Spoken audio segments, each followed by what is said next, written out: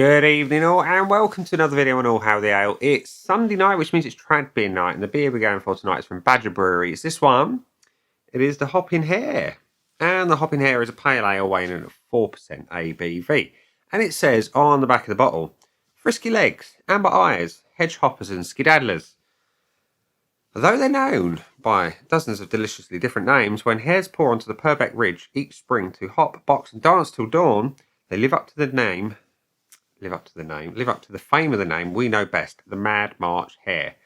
And it describes the beer as a refreshingly light pale ale, a marriage of aromatic citrus Amarillo and Cascade hops and the finest barley. So, yeah, that's it. You know, a marriage of aromatic citrus Amarillo and Cascade hops. I like the sound of that. I've not had this one before in any way, shape or form, but I'm a big fan of some of the beers that Badger put out. So hopefully this one is equally as good and nice and tasty. Without further ado, let's get it out into a glass and see what we think. So we are pouring into my Stormtrooper beer glass tonight, just because I can, because I like the glass. It's got Stormtrooper on, just like so. There you go. So the pour is pale, thankfully, crystal clear. See if we can get a nice head on that. Not massive. A bit bigger than I wanted, but what can you say? Oh well, it's a bit of a shit pour. It happens every now and then. It's almost looking like a tanked beer. Anyway, that's your beer in a glass. It is crystal clear, lovely golden rich colour with a nice off-white head. About a finger and a half. There you go. You can see me through there. It looks good. It looks like a decent pale ale. Let's have a whiff. It smells like a decent pale ale. There's a lovely malt profile. It's slightly sweet and biscuity. A little bit spicy. Citrus is there. Bit of grapefruit. Little hint of lemon. It's not a bright lemon. It's kind of quite sharp. But mostly grapefruit bitterness and a biscuity malt, which sounds lovely. So yeah. Looks good, smells good. See what it tastes like. Cheers.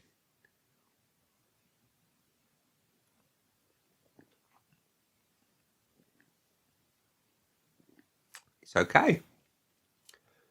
It is okay. The body is light to medium. Carbonation is smooth. Good mouthfeel. Flavours are classic, shall we say. The malts are prominent for me. They're quite, like I say, biscuity. The hops are sitting there. There's a little pleasant bit of grapefruit-like bitterness. And it's okay.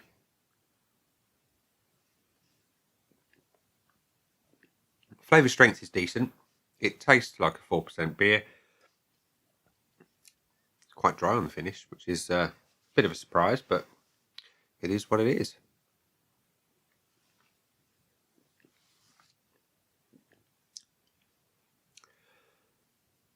Yeah, it's okay. It's not as flavoursome as I would perhaps have hoped. It's a very safe pale ale. It's inoffensive, don't get me wrong, but it's not going to set the world on fire.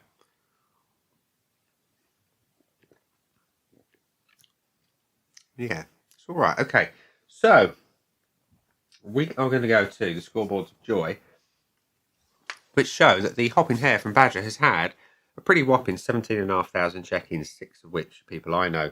3.4 is an average score, 3.21 for the people I know. So it's fair to middling. My scoreboard of joy is currently void of anything apart from the HH at the top, which could be Hopping Hare, it could be Horus Heresy, which, if you're a bit of a nerd like me, is out next month from Games Workshop. Yeah, I'll be getting that. Let's give the Hopping Hare some points, though.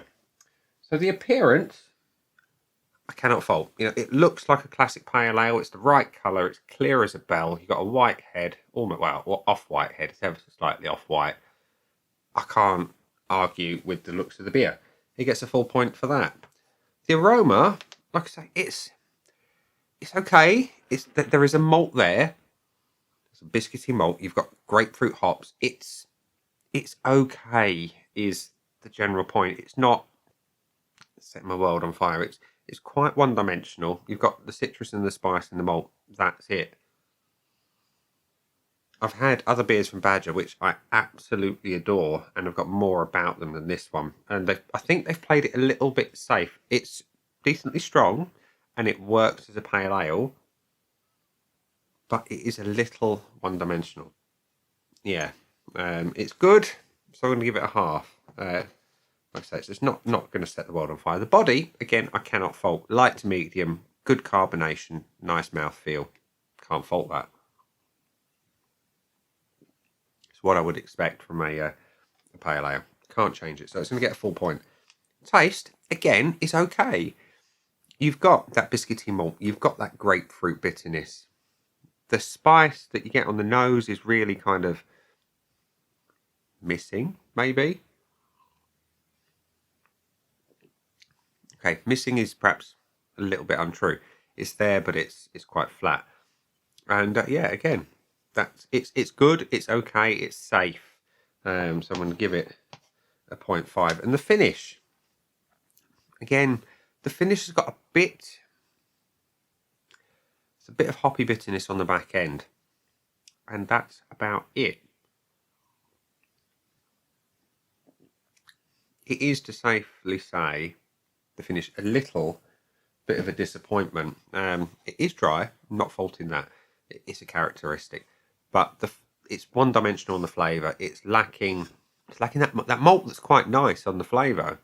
Is missing on the back end. You've just got hot bitterness, and it's almost like an oily bitterness. It's weird.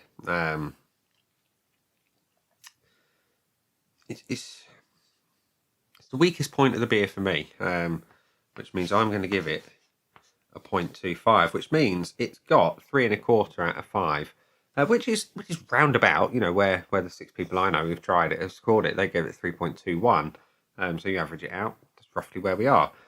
So it can't have the bonus points. It didn't get a full 5 out of 5. Would I buy it again? I'm going to be honest, and I'm going to say no. I wouldn't buy it again, because there's other beers from Badger, like the Cranbourne Poacher, which I absolutely enjoy, or the Blandford Fly. That one I like as well. And Thirsty Ferret, of course, which I've got a particular affinity to. So this one I wouldn't buy again, I'm afraid.